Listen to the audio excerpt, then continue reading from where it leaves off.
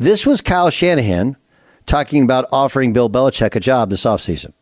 I'd do it out to him. I mean, he loves football so much that you never know what he would. I mean, I can't believe that he's not a head coach of a team right now. I know what I would do if I was an owner, so that shocks me. And the last thing you want to do is insult someone like Bill Belichick. But I know he just loves ball in the simplest form. So I threw it all out to him, like whatever he'd want to do. DC? Yeah. I was like, would you be interested? And he was very nice and appreciative, but he politely turned me down.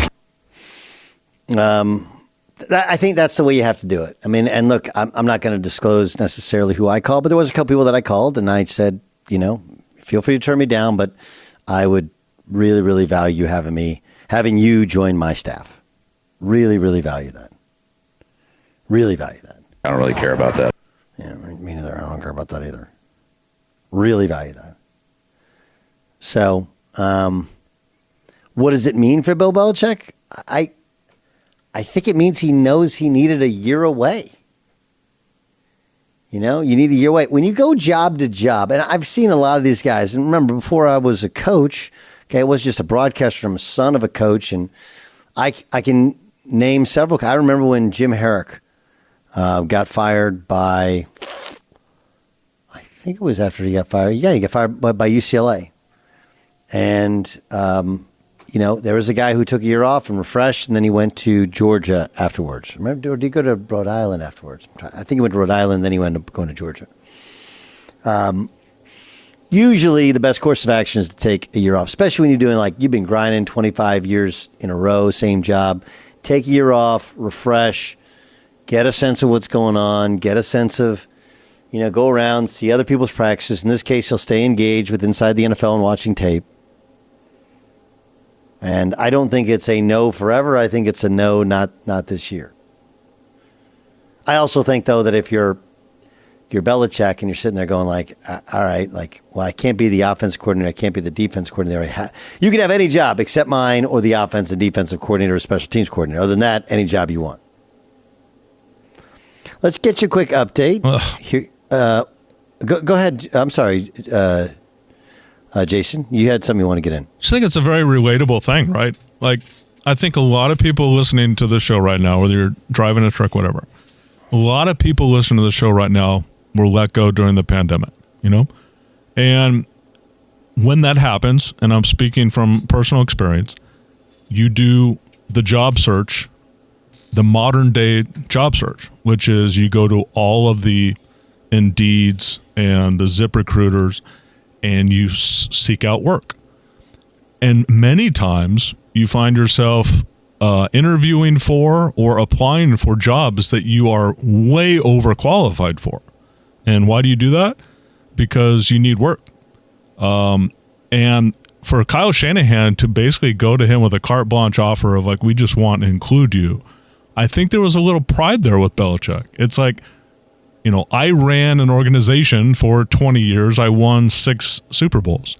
I'm not just going to be a staffer on somebody else's coaching staff. But if you want to continue working, it's a much different situation. If Belichick has tens of millions of dollars in the bank, and it's different. But I think that's very relatable. Do you suck up your pride a little bit and do something that is kind of under what you've done before in the sake of continuing to work?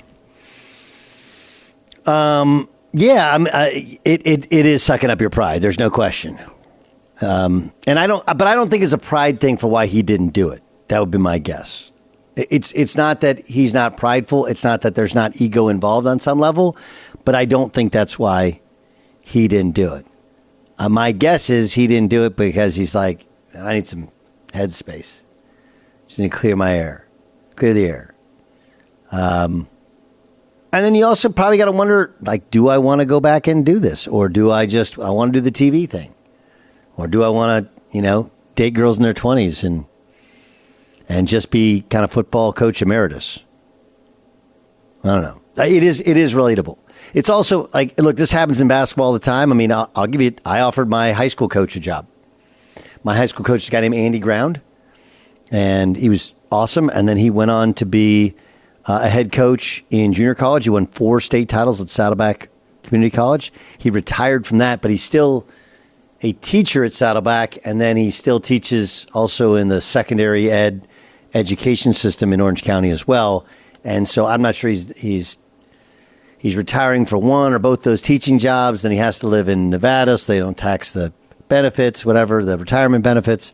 Anyway, I offered him a job. I was like, look, man, you've been through all the wars at all the levels, and you know how I operate. You know who I am. I need what they call an old head.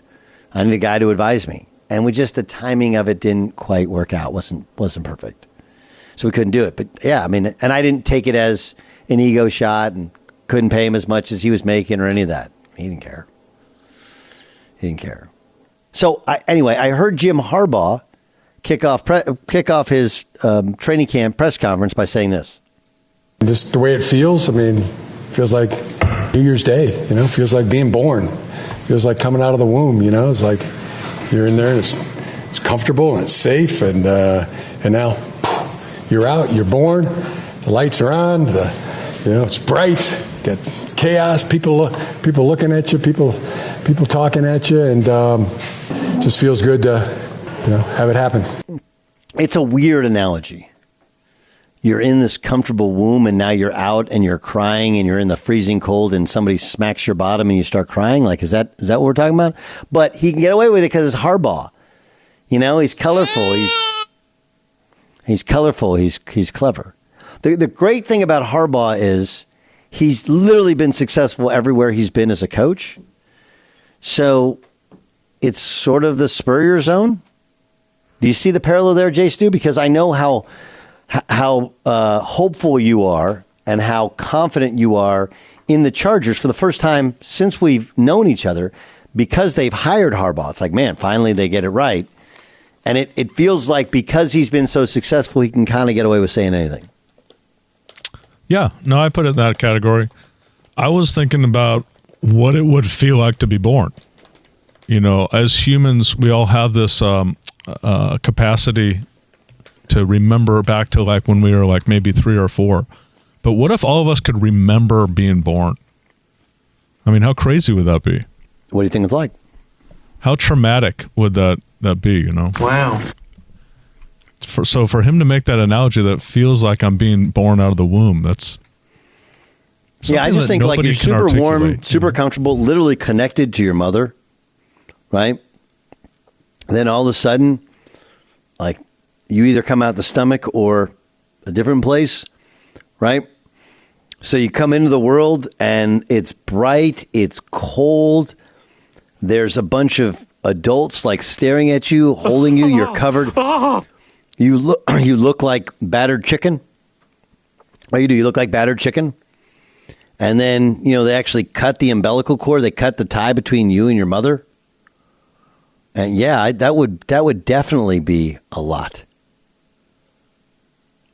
That would definitely be a lot. Like Monsi, she's told us many times she's looking forward to giving birth. But imagine like what it would be like to actually be born. He is on crack. He is on crack. You don't have babies? I do not. No, I can barely take care of myself. Oh, come on. I'm also very selfish, and I hear when you have kids, you have to like all of a sudden not be selfish, and I'm good. Can't do it. Can't do it. No, and do you have any animals? I have a dog, yes. And do you have lots of pictures of this dog? I have, yep. Then you're a parent. That's what people do. They have pictures of their dogs, they take care of their dogs, and then all of a sudden they get a kid and they forget their dogs even exist. Monty also takes care of like many people at FSR, all her friends, her boyfriend. It's like we're all her children. She's a nurturer. And accumulating them all make up one child or so Monty, this is a real question. Okay. A real question. Yes. Okay. When with your boyfriend, does he know you don't want to have kids? Correct. Yeah, we've been on the same page since. Well, he does now. Because but how early into a relationship you're like, hey, I don't like my daughter Grace doesn't want to have kids. Yes. She's just like non-starter. Yes. Doesn't want to have kids. When we met, which was over a decade ago, we both were like, do you want to have kids? And he's like, I don't know. I was like, great, because I don't know either. And so we both were already hesitant. And then as the years went on, we've kind of still been on the same page of like, I'm good.